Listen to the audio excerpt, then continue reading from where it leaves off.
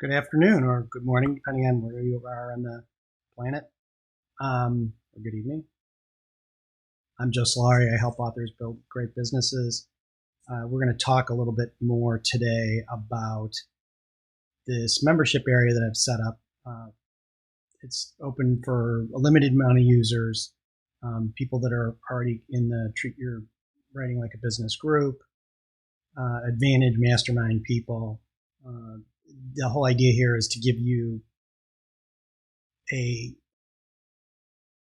ability to get the experience that I'm trying to create here, provide feedback so that I can help really clearly articulate the ideas that I'm applying with authors and seeing really good results. And while in my head this all makes a lot of sense, communicating that to you may take some time. It's me, it's not you. It's me getting this to really be succinct and clear messaging.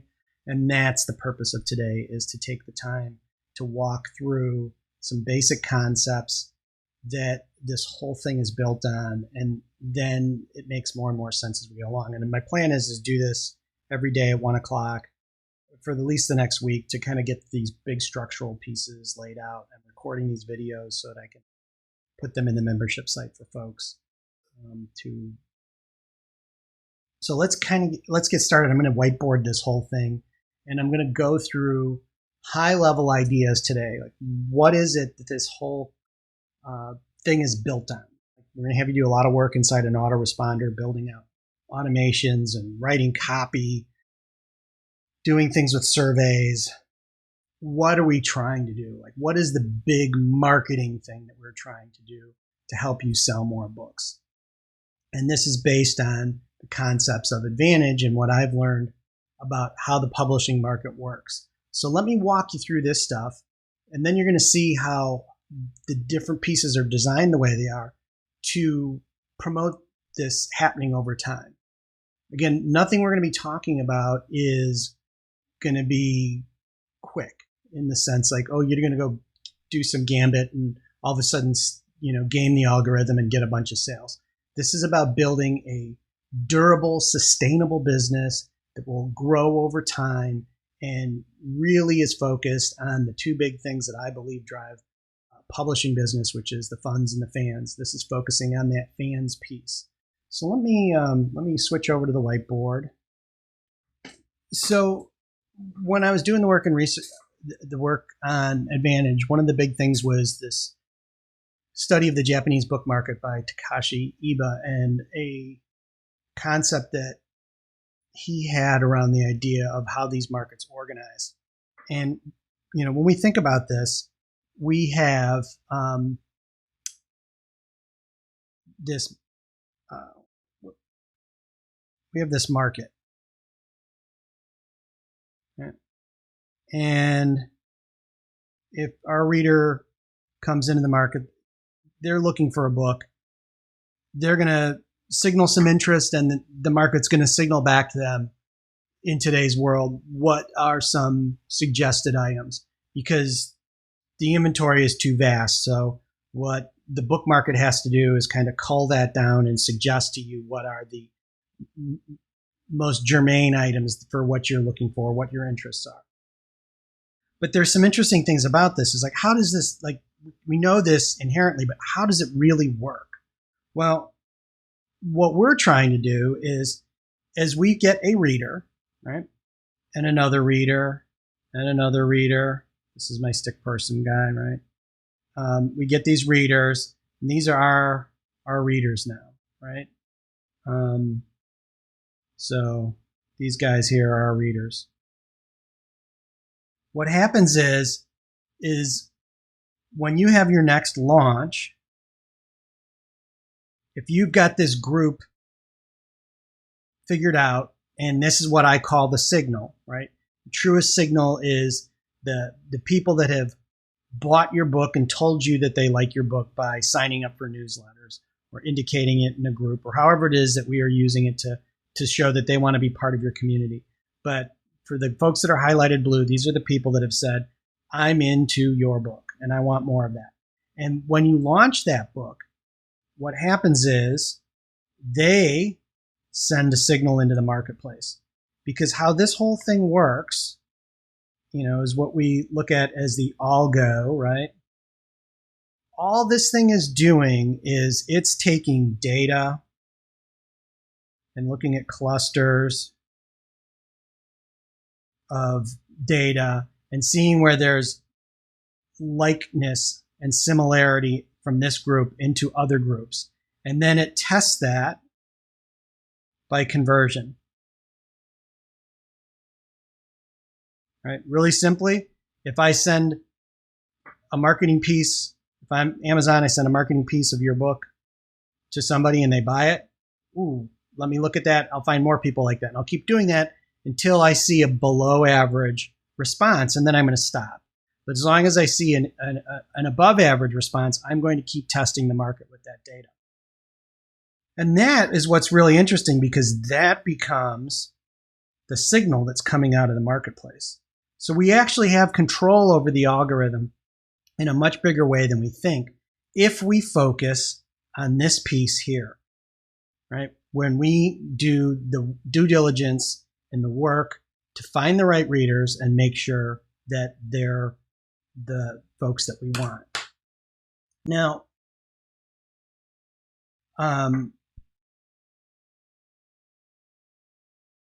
one of the things that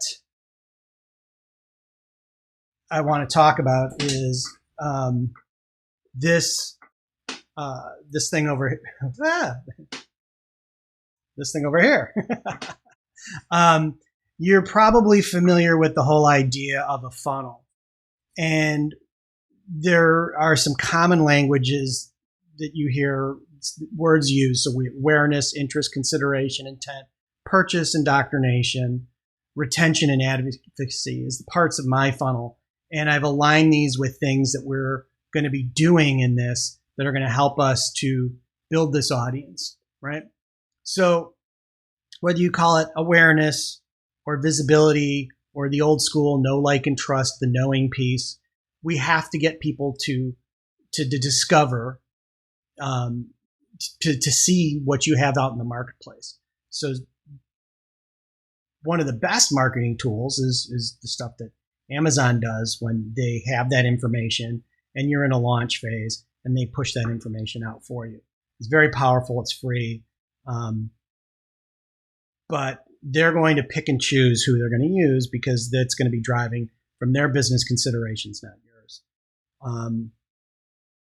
So what can you do? What can you do? Well, there's things that most authors are used to doing for awareness. So advertising. So I advertise to get visibility out in the marketplace. I do things like promotions, whether it's BookBub or newsletter promotions, some kind of way to, again, get visibility in my target market. There's also things like newsletter swaps. These are, again, ways to find people that may be interested in your book.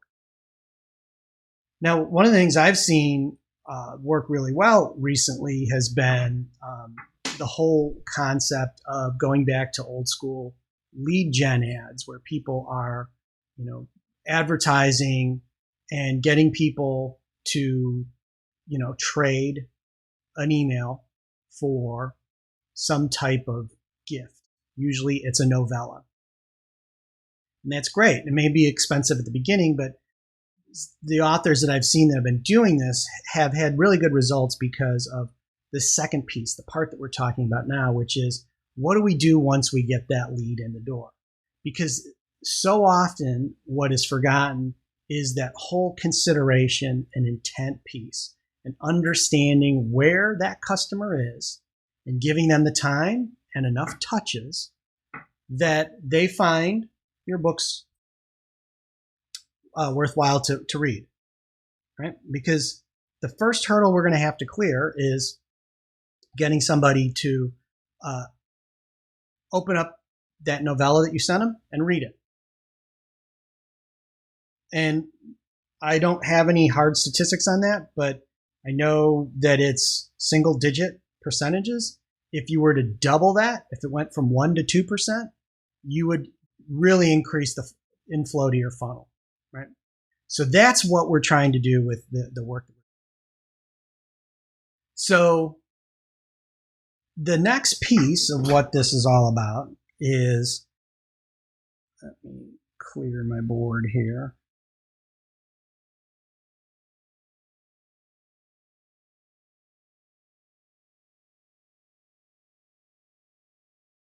Hey, Nicole, not to interrupt, answer when it's convenient, but the lead gen ads, do they use landing page like from Facebook to give away the novella? It's in the nitty gritty. So the folks that I see that are doing lead gen ads are, they're using the Facebook function to capture the lead gen, and then they're doing some automation after that when they get that information out of the ads manager. So it's a little clunky, but it makes sure that you do get them into an email sequence versus the whole thing of dropping them on a landing page and then providing them, that they would log in and get that. Either way, the whole idea of lead gen being a way that you can get the email so we can start doing some of the things we're talking about. So, when we talk about this idea of the signal, I feel really strongly about the whole idea that the more fidelity we can get of that signal, when we do use that signal into the marketplace and try to amplify it, because all that Amazon really does is amplify any signals that go into it. You're going to get better and better results. And that's where we see what I talked in Advantage, where, you have this launch, what hits at this launch is the audience that you have. Okay. Now, what that may really suck when you're thinking about, hey, I haven't even launched a book yet. That means I'm going to have a really small turnout. Yes. Unless we do some of the things here, it's even going to be worse than that, right? If we do these things, you'll have a good small turnout that will send the right signal to the audience or into the marketplace. That will attract more of the same kind of people you're trying to get. And then because of the way we've built the system, we'll assimilate them into our community and really treat and retain them the way that you want to with a customer that has signaled that they want to be your customer. Too often what happens in this process is as we go through this, we get into this area here and we get the purchase and we just stop. We don't go past that. We don't think about any of this stuff here, which is actually where the bulk of these sequences are going to be. This whole piece down here of indoctrination, retention, and advocacy is what I'm calling read through rehab, right? Because when we get into that phase of this thing, keeping them in a reader state and reading your books is going to help you be more profitable because they're reading books. Doesn't matter whether they're buying them or reading them in KU. They're reading your books. That's what you want. It's in that story world and in that story experience where they will become a fan. And it's not because they think you're an awesome author. It's because they become associating their identity with your characters in your story world.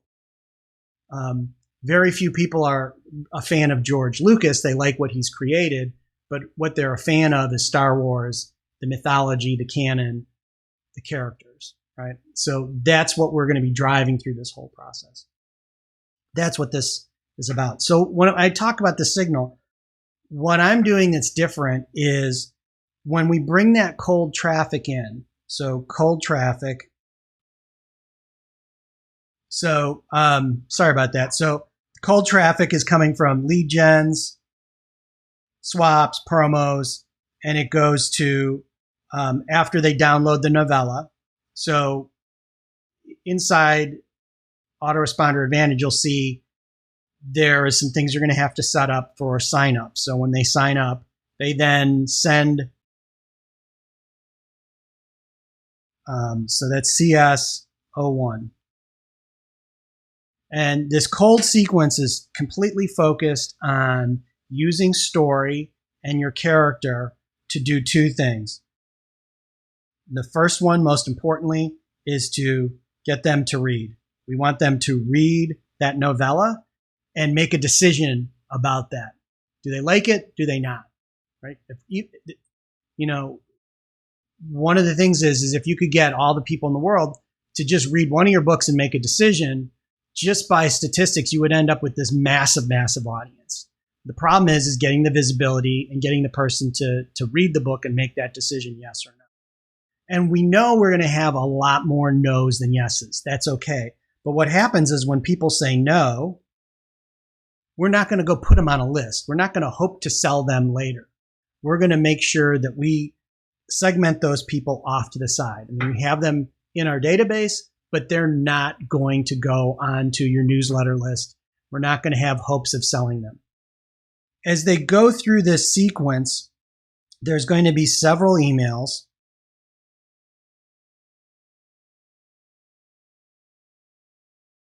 And this is where the second piece comes in, number 2, which is, where are they?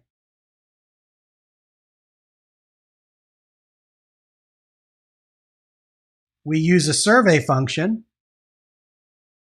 to identify, have they read the book and do they like it? Do they not like the book? We're going to make a decision about that. And then the next 2 things is kind of a pacing question, like, hey, is it in your to be read pile? And you're going to get, like, I downloaded the book, it's in my to be read pile, and it will, I'll get to it in a week. Or I downloaded the book, I'm in the middle of reading it now, check in with me in a couple days, so that we can then paste the sequence to go ask questions in the future.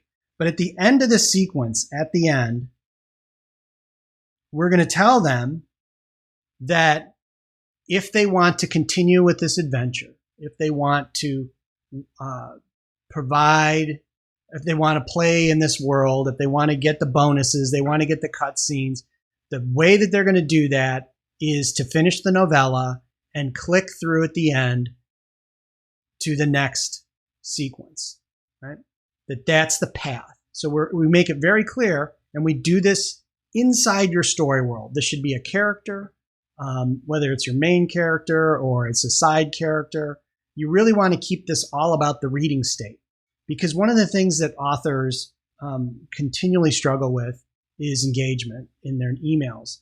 And I believe it's because they're all sounding and looking the same with respect to how they're trying to sell, rather than focusing that messaging around their story and the cool things that are happening in their story world that can then be sprinkled in with some marketing.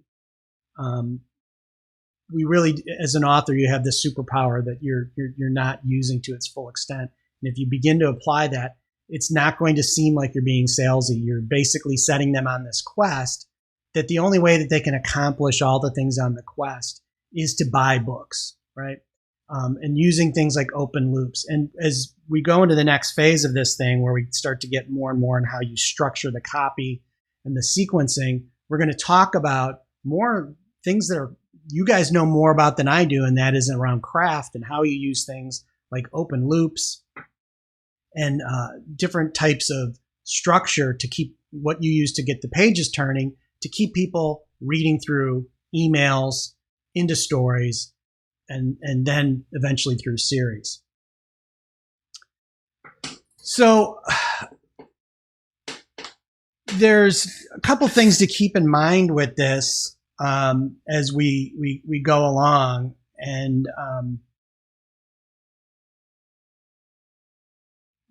what I want to do is kind of step back and say, see, I've kind of walked you through the different sequences,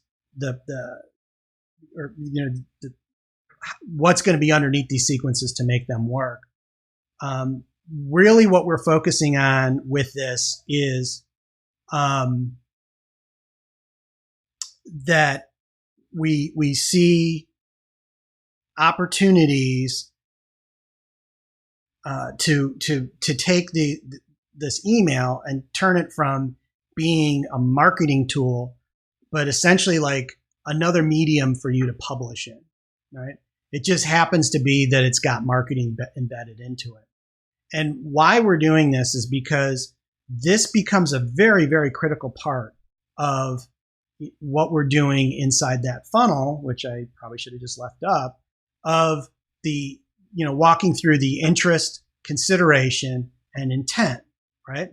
So much of that funnel is those three pieces, and people forget about it and don't have anything to do with it. And so what we've done is we've provided these people with some ways to get their interest going more than just the novella, right? Because they're going to get a few emails now. And if those emails are indicative of what's going to be in the novella and teasing people into the novella, then you've got a better chance of getting them to read that full work and getting the experience of a story that has a beginning, middle, and end that you're setting them up for. That's consideration. They're going to read it and they're going to consider it. And then we're going to give them ways that are easy to show intent. If they make it through that novella and click through to what was going to be our warm sequence, which I'll talk about in a different session tomorrow, then we know they're in a completely different place. Again, the people that don't finish that cold sequence, it's not that we're ignoring them, but we're going to leave them where they're at, and we're going to move on and deal with people that we know are more interested. And by doing that, and not, let's say 85% of the people that sign up for that novella never make it past that cold sequence. That's okay, because it's a filter to making sure that you have a better signal going into the marketplace. So Nicole writes, are you suggesting leave some open loops intentionally that are only answered in the email sequence? I think that you need to do a combination of loops that open and close from email to email so that they want to read the next email. So maybe part of what you're doing is that first email comes out, it's kind of opening up the story, but you don't finish it until the second or third email. I also think that a big part of that, from a story perspective, as you're kind of mapping this out, is that you're telling a story and you're setting up stories in the emails that's pointing people to read that novella. And then when we get to the warm sequence, we're pointing them to go to the first book in a series. We want to be able to use these tools to build up anticipation and set them up using their curiosity that, hey, if you want to solve the puzzle, if you want to know the answer to this question, it's in the novella.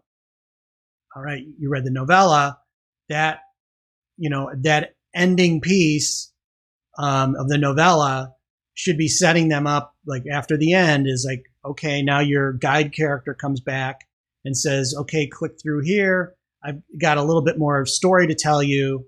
And this is really going to be is going to be important for you to know when you get to book one, right?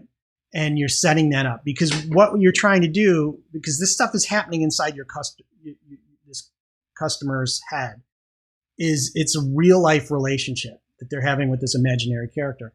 And when you start to set them up for having reciprocity with that character and commitments of obligation to that character and confidence from that character, because that character is sharing secrets with them, that's going to make them start to associate their identity with this brand, right? Because I'm the keeper of secrets for this particular character. That's I serve some purpose in this whole. It's really subliminal, and but it's tied to some basic behaviors and social stuff that we need to have to survive, and it's core to the human givens of the people. If they don't have met, will have serious psychological problems. So I know I've covered a lot, but I've also got a lot more to cover.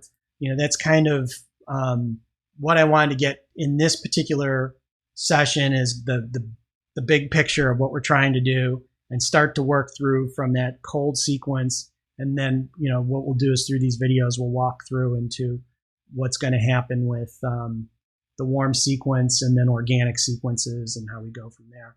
And along the way, then I'm going to get really nitty gritty and start showing you things like, hey, this is how a custom field works. And this is how you set it up so that things write to it. And then you use that information later on. Because here's the really cool thing about what we're trying to build. I know this is a lot of work and it seems daunting right now, but once it's built, it runs on its own, right? The way it is set up is that we are filtering people and moving people along. And what you'll see over time is when you do promotions over time, a few names start trickling through and getting to this final list that becomes our signal list that we're using to find more and more people when we do paid advertising or marketing and things where we're going to use our email list to drive sales. It's not going to be as big a list, but the quality is going to be unbelievable. And that is going to be what gets you round after round better results when you go into the marketplace. So unless there's any more questions, I'm going to kind of wrap this one up. I don't think it needs to go much further than this. So I will, I know there's a little bit of a lag with this thing. So if there's any more questions, the last one we had was from Nicole. Could be it's just Nicole and I here. Wouldn't be the first time. But I'm going to do another one of these tomorrow. I'm going to shoot for around 1 o'clock again, Central Time. And I'm going to keep doing this as I work through this. And then what's happening is these videos, I'm going to clean up and I'm going to actually be putting them into the membership area for you guys to rewatch. You can see the link down here. It's for free. There's no cost associated with this. You go in there, you're going to learn this stuff. I'm really working hard on trying to help authors to build a community around these ideas, and especially for you folks that are just getting started to have some ideas on how to do things differently that may end up helping you to not make a lot of the mistakes that I've made and I know other people have made. I believe that while this is going to be a little disappointing for some when they get started because we're actually making it hard for customers to get onto this final list. And that is going to hurt your ego because it's like you're going to hear people saying, I got a list of 5,000 people. Believe me, a list of 150 people on your first launch, even smaller. Let's say it's a list of 50 people that aren't friends and family that have read your book, and you use that at launch time. You're going to have far better results than 99% of the people launching on that same day that are at the same point in their career. Okay, not comparing you to somebody like a top 100 Amazon seller that's got 20 books out and knows a bunch of people doing swaps and really has already their career established. But if you're starting from zero, this is your first book launch, and you've got 50 names that have been developed off the process that I'm talking about here, you are going to do 10x what other authors with the same the same point in their career are going to do. I know this. So I hope that helped you kind of get your mind around some of the stuff I'm talking about here. And we'll see you tomorrow.